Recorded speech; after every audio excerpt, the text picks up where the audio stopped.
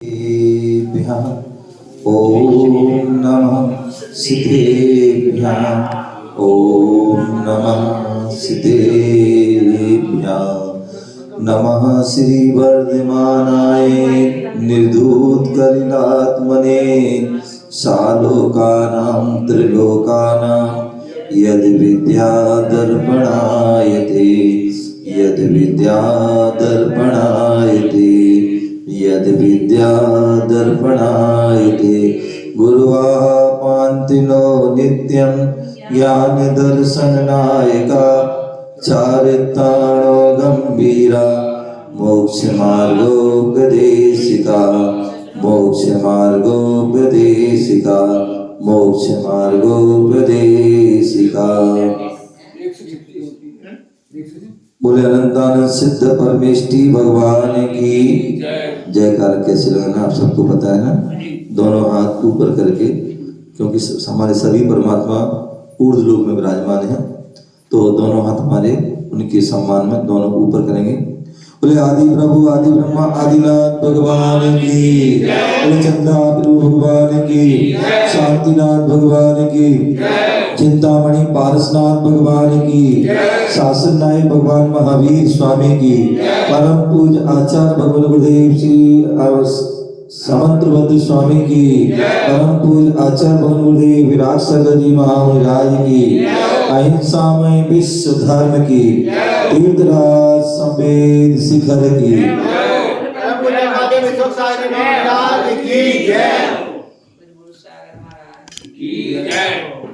प्यारे मित्रों, आज हम सभी पुनः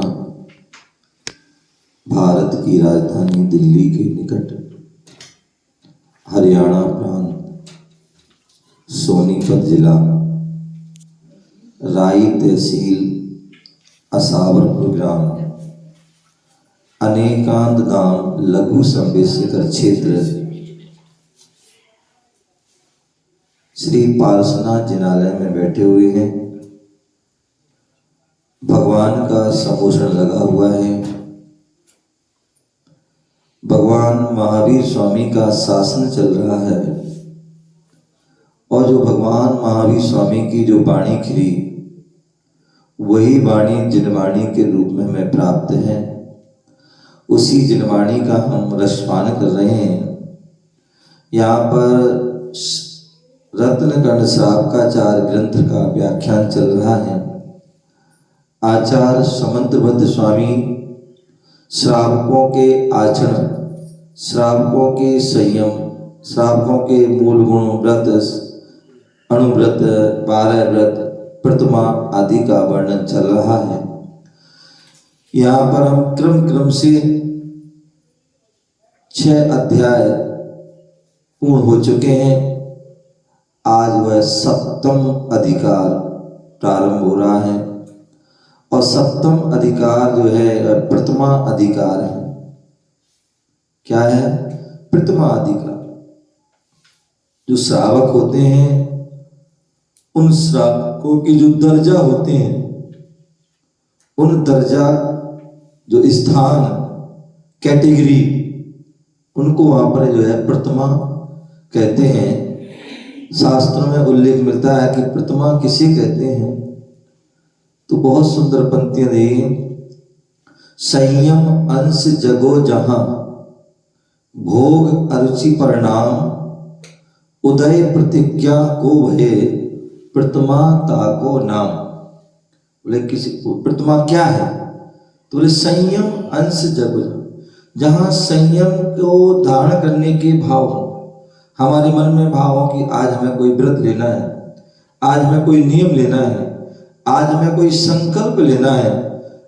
ऐसे जो है संयम अंश जगो जहां भोग अरुचि परिणाम। बोले भोग जो जीव जो है, जो चारों गतियों के जीव हर समय भोगों में व्यस्त रहते हैं, लीन रहते हैं। और जो भोगों में लीन रहता है, वह जो है कभी नियम संयम का पालन नहीं कर सकता। जब तक तुम भोगों से विरक्त नहीं होगे, तब तक आपको जो है संयम धारण नहीं कर सकते। जब तक भोगों से तुम्हें राग रहेगा तब तक संयम धारण नहीं कर सकते, और जैसी भोगों से जो है वैराग्य हो जाएगा आप संयम धारण कर। बोले संसार शरीर भोग से जो है जब वैराग्य होता है तभी वह संवेग आदि भावना भी जगती है। तो संयम अंश जगो जहां भोग अरुचि पड़ना, एक भोगों में रुचि रहना। हमारी दिन रात क्या होती है? भोगों में रुचि, जो पंचेंद्रिय के विषय भोग हैं। हम सभी क्या है संजीव भाई? हम सभी क्या है? कौन से जीव हो आप? आपकी कितनी इंद्रियां हैं? 5 इंद्रियां। कितनी है? 5 इंद्रियां हैं। स्पर्श माने त्वचा, रसना माने जो अपनी जिह्वा है, घ्राण नासिका, चक्षु आंख, कर्ण 5। तो ये सब हमारी 5 हैं। तो इसलिए पंचेंद्रिय, तो पंचेंद्रिय के जो विषय हैं, बोले स्पर्श इंद्रिय के 8 विषय हैं, रसना के 5 विषय हैं, घ्राण के 2 विषय, और जो चक्षु के 5 विषय हैं, कर्ण इंद्रिय के 7 विषय, टोटल मिलाने पर 27 विषय हो जाते हैं। एक मन का मिलाते तो 28 विषय। तो ये व्यक्ति जो है दिन रात जो है जो पंचेंद्रिय के विषय भोग हैं उनमें ही वह क्या होता है? लीन रहता है। और जब उसमें लीन होता है तो वह व्रत संयम को धारण। यदि आपसे कोई कह दे भैया ये नियम ले लो, ले नहीं महाराज कैसे हो जाएगा, हमें तो स्कूल जाना पड़ता है, हमें तो कॉलेज जाना पड़ता है, हमें ऑफिस जाना पड़ता है, हमें दुकान जाना पड़ता है, हमें फैक्ट्री जाना पड़ता है, हमें पार्टी में भी जाना पड़ता है, हम आदि आदि व्यक्ति नहीं कर पाते। लेकिन जब उसको भोगों से अरुचि होती है, और भोगों से अरुचि कब होगी? जब हम कहते हैं, जब हम गुरुओं के पास जाते हैं, वो योगी हैं, कहते हैं हम जैसी संगति करोगे वैसा असर पड़ेगा। आप संयमी की जो है संगति करोगे तो संयम के प्रति भाव होंगे, और असंयमी के प्रति रहोगे, उसकी संगति करोगे तो असंयम के भाव होंगे। हम लोग हमारा श्रावग्रस्त होते हैं, उनका अधिकांश समय असंयमियों के साथ रहता है। घर में है सो असंयमी, बाजार में सो असंयमी, दुकान फैक्ट्री स्कूल कॉलेज आदि जहां भी है सब असंयमी असंयमी असंयमी है। तो हमारा जो है क्या होता है? असंयमों की संगति करने से हम असंयमय ही रहते हैं, कभी भी संयम के भाव नहीं हो पाते। और कभी आप महाराज जी के पास चले जाए, गुरुओं के पास चले जाए, हम मंदिर में चले जाते हैं, कभी हम जिनवाणी को सुन लेते हैं। आपको आज कितना सौभाग्य है, मंदिर के दर्शन मिल रहे हैं, भक्तामृत पाठ में भी बैठ गए और वाणी भी सुने हैं। ये तीव्र पुण्य का है, तीव्र पुण्य का उदय जब रहता है व्यक्ति का, तभी हमें देव साज गुरु का समागम मिल पाता है। अन्यथा कितने ऐसे सारे लोग होते हैं जिनको ये समागम नहीं मिल पाता। कभी मिलता है तो उसका वो लाभ नहीं ले पाते, कभी लाभ लेना चाहते हैं तो मिलता नहीं। तो जो है बोले संयम अंश जगो जहां भोग अरुचि परिणाम, भोगों से जब अरुचि होगी तभी आप संयम को धारण कर पाओ, नियम को धारण कर पाओ। भोग अरुचि परिणाम उदय प्रतिज्ञा को भयो, जब प्रतिमा का मतलब लेने का भाव हो जाता, उदय हो जाता है, तो वह जो प्रतिमा ताको नाम। ऐसे यहाँ पर जो है सप्तम अधिकार प्रारंभ हो रहा है, और इसमें जो है श्रावक की जो है प्रतिमा, जैसे आप देखते हैं कोई बच्चा होता है स्कूल जाता है तो उसका दर्जा होता है, कोई प्ले में पढ़ रहा है, कोई LKG में, कोई UKG में, कोई नर्सरी में, कोई फर्स्ट में, फिर सेकंड थर्ड आदि आदि। जैसे जैसे वो क्या होता है अपनी जो है पढ़ लेता है, वैसी वैसी वो है उसकी क्लास बढ़ जाती है। तो ऐसी जो यहाँ पर जैसे जैसे यहाँ व्यक्ति जो विशुद्धि करता है, संयम धारण करता है, वैसे वैसे उसकी क्लास बढ़ती जाती है, प्रतिमा बढ़ती जाती है। तो ऐसी जो है श्रावक की जो है 11 प्रतिमा होती है, उसके बारे में यहाँ बता रहे हैं। किताब खोल लीजिए, 136 गाथा श्लोक है। श्रावक पढ़िए, श्रावक जोर से पढ़ो। श्रावक पदानी पदानी देवई देवई रेकादश रेकादश देशितानि देशितानि एषु खलु स्वागुणा स्वागुणा पूर्व गुणै सह सन सन तिष्ठन्ते सन तिष्ठन्ते क्रम विवृद्धा विवृद्धा श्रावक पदानि देवै रेकादश देशितानि एषु खलु स्वागुणा पूर्व गुणै सह संतिष्ठन्ते संतिष्ठन्ते क्रम विवृद्धा क्रम विवृद्धा। अब एक साथ पढ़ेंगे, एक बार हम पढ़ेंगे इसे पूरा, फिर आपको पढ़ना है। श्रावक पदानि देवै रेकादश देशितानि एषु खलु स्वागुणा पूर्वगुणैः सह संतिष्ठन्ते क्रम विवृद्धा।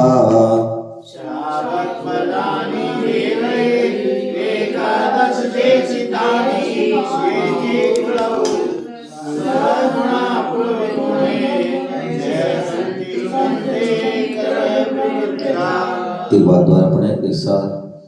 श्रावक पदानि देवै रेकादश देशितानि एषु खलु स्वागुणा पूर्वगुणैः संतिष्ठन्ते क्रम विवृद्धा। तो इस प्रकार से हमने 136वां श्लोक पढ़ा। देवई मैंने एक बार बताया था, कई बार हमेशा बताता हूं, 4 प्रकार के देव होते हैं। कितने प्रकार के? 4 प्रकार के। और 4 प्रकार के देवों में सबसे पहले होते हैं देवादि देव। कौन से? देवादि देव, जो 18 दोषों से रहित होते हैं, जो वीतरागी सर्वज्ञ हितोपदेशी होते हैं, जो 100 इंद्रों के द्वारा पूजनीय होते हैं। ऐसे वो देवादि देव कौन से होते हैं? देवादि देव, जो तीनों लोगों के द्वारा जो वंदनीय होते हैं, ऐसे देवादि देव। तो यहाँ पर बता देवई, तो वो देवों का वर्णन। एक कौन से देव? तीर्थंकर देव का बता बोल रहे हैं कि तीर्थंकर देव के द्वारा, किसने कहा ये? तीर्थंकर देव। दूसरे जो देव होते हैं वो देवगति के देव होते हैं। कौन से होते हैं? देवगति के देव, जिन्होंने देवगति नाम कर्म का उदय होता है तो उन्हें देवगति में जन्म होता है। और ऐसे देवगति के जो देव होते हैं वो भी 4 प्रकार के होते हैं, जिनमें भवनवासी, व्यंतर, ज्योतिष और कल्पवासी, ये 4 प्रकार के देवगति के देव भी 4 प्रकार होते हैं। भवनवासी, व्यंतर, ज्योतिष, कल्पवासी, जिनमें जो शुरू के 3 होते हैं, जो भवनवासी, व्यंतर, ज्योतिष, एक जो भवनत्रय कहे जाते हैं, जो छोटे देव कहे जाते हैं, अथवा इनका जो है हमेशा मिथ्यात्व में ही जन्म होता है। मिथ्यात्व में जन्म होता है, लेकिन बाद में सम्यक दर्शन धारण कर सकते हैं। लेकिन चौथे जो देव होते हैं वो कल्पवासी होते हैं, जो ऊपर विमानों में रहते हैं। और वो कैसे होते हैं? वो जो है सम्यक दर्शन के साथ भी जन्म होता है और मिथ्यात्व के बाद भी, मिथ्यात्व के साथ भी जन्म हो सकता है, दोनों प्रकार से। लेकिन भवनत्रयों का जो 3 प्रकार के देव है, उनका नियम से मिथ्यात्व में ही जन्म, मतलब मिथ्या जानते हैं, विपरीत श्रद्धान, विपरीत जो उनके ज्ञान, विपरीत श्रद्धान, विपरीत आचरण, ऐसे जो है वो मिथ्या। तीसरे जो देव होते हैं वो कुदेव। कौन से होते हैं? कुदेव। हम देखते हैं जो अन्य स्थान जो होते हैं, अन्य जो स्थान होते हैं, इनको अलावा, इस मंदिर को अलावा अन्य जो होते हैं वो क्या होते हैं? जो अस्त्र, वस्त्र, शस्त्र के धारी होते हैं। क्या होते हैं? जो अस्त्र वस्त्र और शस्त्र के धारी होते हैं वो क्या होते हैं? कुदेव होते हैं। ठीक है ना। चौथे जो होते हैं वो अदेव होते हैं। ना वो देवादि देव है, ना देवगति के देव है, ना ही वो कुदेव है। अब तो अदेव मान लीजिए है, कोई भी पेड़ को देव मान लिया। गाय में बोले बोले गाय जो मूत्र में कितने देव होते हैं? करोड़ों करोड़ों बोले इतने करोड़ों उसमें देवताओं का वास होता है मूत्र में। ये क्या है? कपोलवाद, मिथ्यावाद। अथवा कोई बटरिया रख दी, पीड़ों पे रहना, बटरिया रख दी, बोले ये भी देव है। आदि आदि कितने सारे व्यक्तियों की बहुत सी कोई ये बहुत से बना दिए जाते हैं। धान क्या थान बोले ये पुराने देव है। ये सब क्या? पितरदेव। क्या बोलते हैं? पितरदेव है, ये फलाने देव है, निकाले। तो ये सब क्या है? ना देवगति के देव है, ना जो है देवादि देव है, ना ही को देव है। वो क्या है? अदेव। तो ऐसे वो 4 प्रकार के जो है देव होते हैं। तो यहाँ पर बात चल रही है देवम, देवई, देवादि देव, तीर्थंकर देव के द्वारा। क्यों? अभी मैंने पहले कहा था जो वाणी हम पढ़ रहे हैं, जिन वाणी पढ़ रहे हैं वो क्या है? जिनकी वाणी, जिनेंद्र की वाणी। जिन वाणी, जो जिन माने जिनेंद्र भगवान, जिन्होंने कर्मों को जीत लिया वो जिन कहलाते हैं। क्या? जिन्होंने कर्मों को जीत लिया वो जिन हैं। तो ऐसे उन जिनकी वाणी, जब उनको केवल ज्ञान हो जाता तो वो दिव्य ध्वनि गिरती है, तो वो वाणी ही जिन वाणी। तो ऐसे जो तीर्थंकर देव के द्वारा उन्होंने कहा, क्या कहा? श्रावक पदानी एकादश देशितानी। बोले श्रावक पदानी, श्रावक के जो पद हैं, श्रावक की जो प्रतिमा है वो कितनी है? 11 कही गई है। कितनी गई है? 11। एसु खलु स्वागुणा, जिनमें निश्चय से अपनी प्रतिमा संबंधी गुण, सब में अपने अपने गुण हैं। जो 11 भेद हैं उनमें 11 में अलग अलग अपने अपने भेद हैं। तो जिनमें निश्चय से अपनी प्रतिमा संबंधी गुण हैं, पूर्व गुण सह, और पूर्व गुणों के साथ में। ऐसा नहीं कि हमने अगर दूसरी प्रतिमा धारण कर ली तो पहला छूट जाएगी, नहीं। पहली तो आपको वो उसमें है ही है, और वो दूसरी भी पालन करना। अगर हमने तीसरी ले ली तो दूसरी में पहली छूट नहीं जाएगी, वो भी आपके पहली दूसरी भी रहेगी। तो इसलिए बोल रहे हैं पूर्व गुणों के साथ में क्रम भी वृद्धा संतिष्ठन्ते, क्रम से वृद्धि को प्राप्त होते हुए पृथक, क्या है? क्रम से वृद्धि को प्राप्त होते हुए सम्यक प्रकार से स्थित हैं। कैसे हैं? सम्यक प्रकार से उसमें स्थित हैं। पहली है, दूसरी हो गई तो पहली भी स्थित, तीसरी हो गई तो पहली दूसरी भी स्थित है। तो ऐसे वह क्रम से। शब्दार्थ: श्रावक वृत्ति ग्रस्त, पदानी प्रतिमाएं, देवई तीर्थंकर प्रभु, एकादश 11 देशितानी कही गई हैं। क्या बोले हैं? वृत्तिग्रस्त की प्रतिमाएं तीर्थंकर प्रभु ने 11 कही गई हैं। कितनी गई हैं? ना 10 ना 12 नहीं, केवल 11 श्रावक। एसु, जिनमें खलु निश्चय से स्वागुणा, अपने गुण, मतलब जैसे मतलब स्वागुण पहली प्रतिमा है, आगे बताएंगे। पहली प्रतिमा दर्शन प्रतिमा। तो दर्शन प्रतिमा में क्या मतलब है कि हमें देव साज गुरु पर अटूट श्रद्धान होना। क्या करना? देव साज गुरु पर अटूट श्रद्धान होना, 25 दोषों से रहे जो शुद्ध जो श्रद्धान होना, वो जो है दर्शन प्रतिमा है। ऐसा नहीं केवल भगवान के दर्शन कर लिया तो दर्शन प्रतिमा होगी। क्या? भगवान के दर्शन कर लिए वो दर्शन प्रतिमा नहीं है। दर्शन भी करो, चाहे भगवान करो चाहे गुरु के करो, जिनवाणी करो, तो वो कैसे करना है? श्रद्धा सहित। अगर श्रद्धा के बिना करोगे तो वो दर्शन अधूरा है। तो श्रद्धा सहित करना है, और वह श्रद्धा भी निर्दोष होना चाहिए। निर्दोष क्या? 25 दोषों से रहित, वो सच्ची श्रद्धा है। तो इसलिए आप बोल रहे हैं ऐसी जो अलग अलग प्रतिमाएं, सबके अलग अलग ऐसे इनके गुण हैं। तो बोला वृत्तिग्रस्त प्रतिमाएं तीर्थंकर प्रभु के द्वारा जो है 11 कही गई हैं, येसु इनमें खलु निश्चय से स्वागुणा अपने गुण पूर्व पहले के गुणी गुणों सह मन सहित संतिष्ठन्ते स्थित होते हैं, क्रम विवृद्धा क्रम से बढ़ते हुए। विशेषार्थ स्यादवाद सिद्धांत शिरोमणि तीर्थंकर परमदेव अरहंत भगवंतों ने क्या बोल दिया? स्यादवाद सिद्धांत शिरोमणि। भगवान कैसे होते हैं? स्यादवाद सिद्धांत। उनकी वाणी में क्या होता है? स्यादवाद। उनकी वाणी में अनेकांत। उनकी वाणी में क्या? सिद्धांत। सिद्धांत जो हमारा मूल सिद्धांत है, जो कभी बदलता नहीं है, वो उनकी वाणी से चलता है। अभिषेक अच्छा क्या तो जो है क्या करते हैं?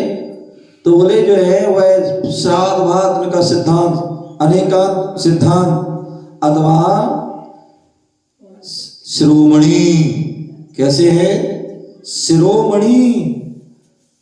सभी मतलब सभी जीवों में श्रेष्ठ, चारों गतियों के जीवों में सर्वश्रेष्ठ।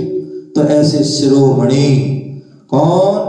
तीर्थंकर परमदेव अनंत भगवंतों की ने श्रावक धर्म की विवेचना करते हुए एकादश, 1 + 10 तो एकादश मतलब 11। जब हम जो है जैसे हम पढ़ते हैं हिंदी की गिनती पढ़ते हैं 1 2 3 4 5 6 7 8 9 10 11 आदि पढ़ते हैं, उसी प्रकार इंग्लिश में पढ़ते हैं 1 2 3 4 5 6। तो इसी प्रकार संस्कृत की भी एकम द्वयम त्रियम चतुर्थम पंचम छठम सतम आदि जो उसकी गिनती है। तो ऐसे पूरे वो आगे तक। तो एकादशम मतलब जो है 11। कितनी? 11 प्रतिमाओं की व्याख्यान में विवेचित किया है कि उत्तर प्रतिमा पालायता पूर्व प्रतिमा के व्रतों को स्वाभाविक रूप से पाल, जो दूसरी तीसरी आदि प्रतिमा को पाल रहा है तो पहली प्रतिमा को भी पाल रहा है। ऐसा नहीं कि जब दूसरी को पाल रहा है लेकिन पहली को छोड़ दिया। जैसे मैंने बताया था कि हमारे पंच परमेष्टि हैं और उन पंच परमेष्टि देखा जाए तो मुख्य रूप से 3 परमेष्टि होते हैं। कितने? 3। जो अरहंत